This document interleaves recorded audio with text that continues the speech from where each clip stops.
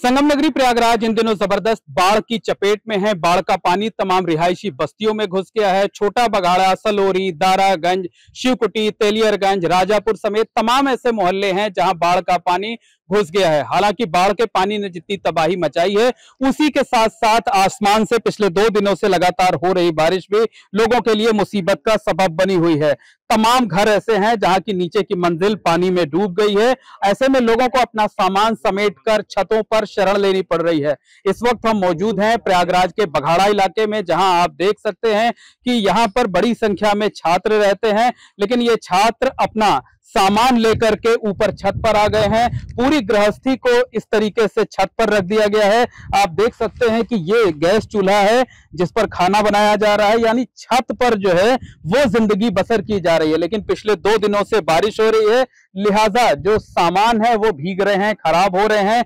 छात्र निकल करके गए हैं, बाहर से पॉलिथीन ले आए हैं, पॉलिथीन से सामान को ढक दिया गया है और खुले आसमान के नीचे इस तरीके से छत पर पढ़ाई करने को मजबूर हैं। तो एक तरफ उफनाती हुई नदियां हैं, गंगा है, यमुना है, और दूसरी तरफ आप देख सकते हैं कि छत पर फैला हुआ गृहस्थी का सामान है और यहाँ पर खुले आसमान के नीचे जो छात्र हैं वो पढ़ाई करने को मजबूर हैं। हमारे साथ कुछ छात्र हैं, उनसे बात करते हैं। बताइए किस तरह से आप लोग सामान ऊपर ले आए और कैसे पढ़ाई हो रही है अभी? 3 दिन पहले एकाएक पानी बढ़ना स्टार्ट हुआ, तो ये संभावना नहीं थी कि पानी इतना तेज तक आ जाएगा।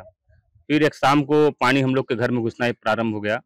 कोई सरकार प्रशासन की तरफ से कोई भी इस प्रकार की व्यवस्था नहीं बनाया गया, तो जहाँ पे हम लोग अपना सामान सुरक्षित रख सकें, तो मजबूरी में हम लोगों ने अपना सामान उठा के छत पे लाए रख दिए हैं। लेकिन अब 2 दिनों से बारिश भी हो रही है। 2 दिन से बारिश हो रही है, हम लोग ने पूरा सामान किसी तरह अपना ढक दिए हैं, लेकिन तब भी सामान भीग ही जा रहा है बारिश के दौरान।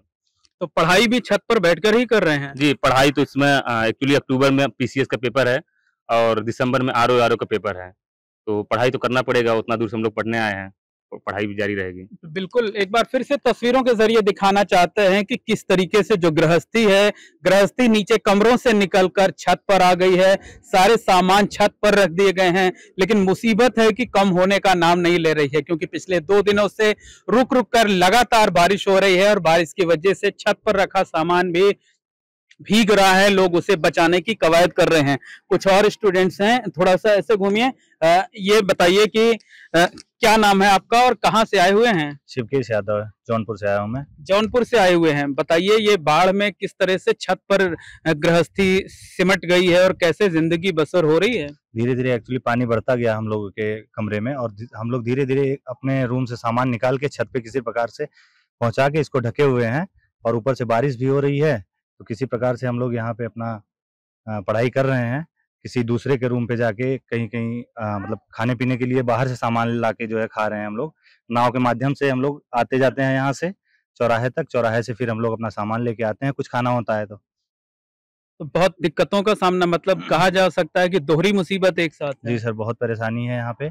अभी जब तक बाढ़ कम नहीं हो रही है तब तक बहुत सारी परेशानियां यहाँ पे है। एक तरफ बाढ़ है, दूसरी तरफ बारिश है, दोहरी मुसीबत है। जी, दोहरी मुसीबत है, और सामान छोड़कर हम लोग कहीं जा भी नहीं सकते। चोरी होने का खतरा बहुत ज्यादा रहता है यहाँ पे। अगर सामान छोड़कर गए तो पूरा जो हम लोग का जो एक स्टूडेंट का जितना सामान रहता है सब एक प्रकार से गायब हो जाएगा। फिर हम लोग को नए सिरे से पूरा स्टार्ट करना पड़ेगा। तो निश्चित तौर पर कहा जा सकता है कि आप एक बार फिर से तस्वीरों के जरिए देखिए कि जो गृहस्थी कमरों में सिमटी हुई थी, अब वो छत पर आ गई है। छत पर इसी तरीके से जो है वो सामान रखे गए हैं।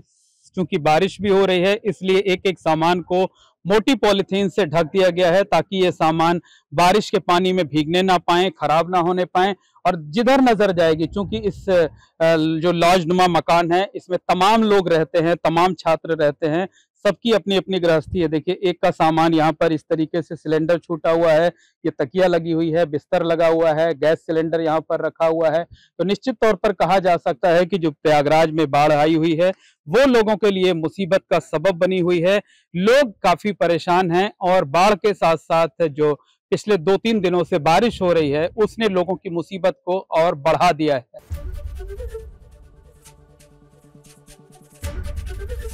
एबीपी गंगा, खबर आपकी, जुबान आपकी।